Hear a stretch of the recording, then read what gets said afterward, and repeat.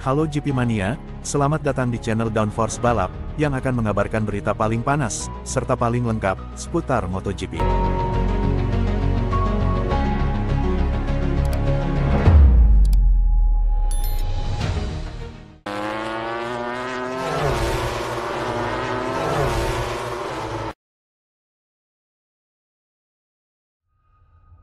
Honda terpukau dengan kebangkitan Marc Marquez di Ducati. Alberto Puig, dia kandidat kuat juara. Repsol Honda tampaknya terpukau dengan kebangkitan Marc Marquez di Gresini Ducati pada MotoGP 2024. Bahkan kepala tim Repsol Honda, Alberto Puig sampai menyebut Marquez layak disebut kandidat kuat juara di musim ini karena penampilan The Baby Alien julukan Marquez yang menjanjikan. Sebagai informasi, Marc Marquez saat ini duduk di peringkat ketiga klasemen sementara pembalap MotoGP 2024. Pembalap berjuluk The Baby Alien itu terpaut 41 angka dari pemimpin klasemen Jorge Martin, Ducati Pramac, dan 2 angka dari posisi kedua yang dihuni Francisco Bagnaia, Ducati Lenovo. Meski masih terpaut cukup jauh, Puig meyakini Marquez merupakan kandidat kuat juara MotoGP 2024. Ia mengatakan, peningkatan performa The Baby Alien bersama Ducati terlihat menjanjikan. Saya melihatnya dengan sangat baik. Marc pergi dari Honda karena dia menilai dia membutuhkan motor yang lebih kompetitif dan dengan angka-angka tersebut, jelas dia telah melakukan apa yang harus dia lakukan, bukan, kata Puig. Dia terpaut 39 poin sekarang 41 dari pimpinan klasemen, dia mengalami kecelakaan dalam 3 balapan, dalam 1 balapan dia terjatuh, saya tidak tahu kenapa, di balapan lainnya dia diusir, jadi dia adalah pembalap dengan opsi yang jelas untuk memenangkan kejuaraan dunia, tambahnya. Walaupun belum meraih kemenangan dari 6 seri balapan, Marquez sudah mengamankan 3 podium secara beruntun dalam 3 seri balapan terakhir. Terbaru, dia mampu menyabat posisi ketiga di MotoGP Catalunya 2024. Puig mengaku tidak terkejut Marquez bisa masuk dalam bursa perebutan gelar juara musim ini. Namun demikian, kepala tim Repsol Honda itu meyakini Marquez sudah pasti serius dalam perebutan juara dunia MotoGP 2024. Sejujurnya saya tidak tahu siapa, sebelum semua ini dimulai, yang berpikir bahwa ini tidak akan menjadi seperti ini, karena sudah pasti bahwa dia setidaknya akan mendapatkan kesempatan itu. Pilihan untuk berjuang demi kemenangan, bukan. Sambung Puig. Lalu menang memang sangat rumit, banyak elemennya, banyak balapannya, banyak hal yang bisa terjadi. Tapi sudah jelas bahwa dia akan bertarung memperebutkan gelar, imbuhnya.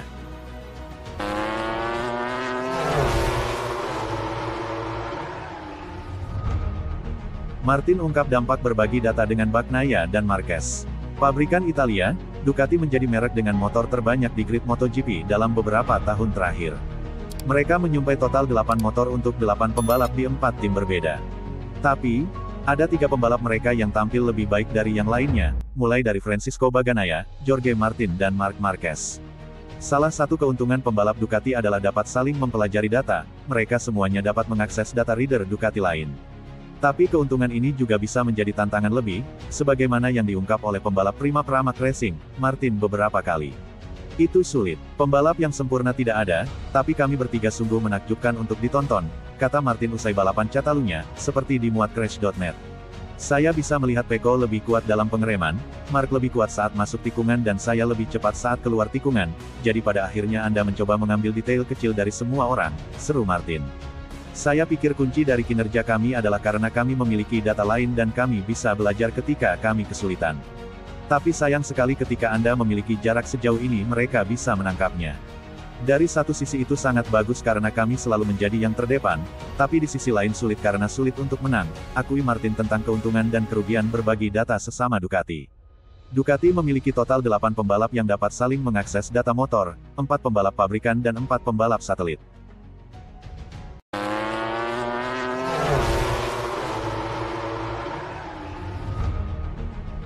Kejutan, Alex Espargaro dirumorkan jadi test rider Yamaha MotoGP 2025.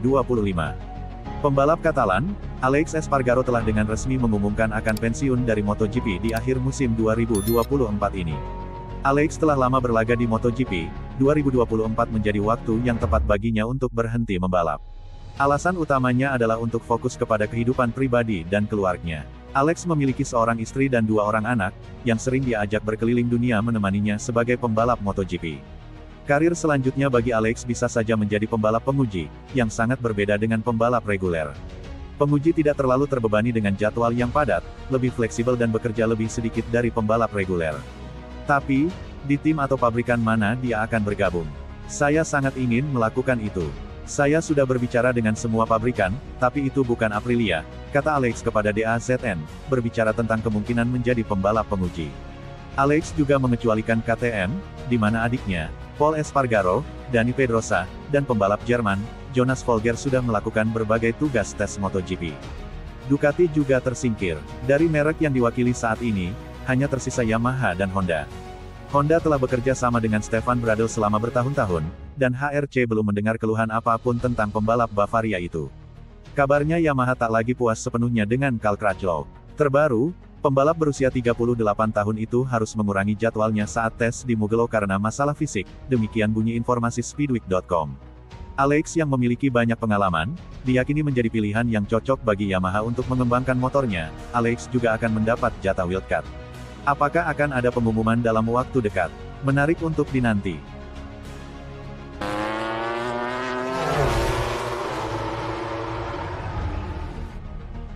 Crash Pedro Acosta jadi penghinaan besar buat Honda. Di balapan MotoGP Catalunya 2024, bagaimana bisa? Pedro Acosta sebenarnya tampil sangat luar biasa sejak awal balapan MotoGP Catalunya 2024, mampu menjaga ritmenya untuk bertarung di barisan terdepan dan mengancam pimpinan lomba. Sayang sekali pada lap 11, Acosta malah crash atau terjatuh saat berada di posisi kedua dan sedang mencoba menekan Jorge Martin. Si hiu asal Mazaron kehilangan kontrol motornya di tikungan 10 atau La Caixa, namun ia tak mau menyerah di sana. Acosta bangkit kemudian menyalakan motornya lagi setelah sempat dibantu Marshall, kemudian melanjutkan balapan. Ia berada di rombongan paling belakang, posisi 2 dari paling belakang, di depan test rider HRC Stefan Bradl. Uniknya dalam 9 lap, juara Moto2 2023 ini sudah melewati 4 pembalap utama Honda dari Luca Marini, Johan Zarco, Alex Rins hingga akhirnya Joan Mir. Jadi Acosta yang crash, masih bisa mengasapi semua pembalap Honda berikut dengan test ridernya. Hal ini jelas menjadi sebuah penghinaan besar untuk RC213V, yang ternyata kecepatannya memang masih perlu dievaluasi besar-besaran. Joan Mir pun tak bisa berkata-kata dengan penampilan timnya yang sangat mengecewakan sepanjang akhir pekan. Secara umum dibanding rider Honda lain, kami cukup menderita akhir pekan ini, masalahnya adalah di konfigurasi berbeda motornya, kata Mir dilansir dari Todo Circuito. Di trek ini aku kesulitan. Di balapan tanpa terkecuali, aku tak bisa menyerang layaknya balapan sebelumnya, padahal saat itu bisa mendekati grup depanku. Sekarang aku tak bisa, ini bikin frustrasi, tidak ada grip, kayak berseluncur, tegas Mir. Hal yang sama juga dirasakan Luca Marini, yang tak merasa nyaman melaju sepanjang akhir pekan di Montmello. Namun ia merasa ada sedikit perbaikan dari motor Honda, yang mungkin akan bisa ditingkatkan ke depannya. Aku sangat kuat start, aku berada di belakang Nakagami cukup lama di slipstream dan meningkatkan suhu ban depan, kata Marini. Sebenarnya aku merasakan kecepatan lebih lagi, tapi aku tak bisa melewatinya, jujur saja ia melaju lebih baik, tegasnya.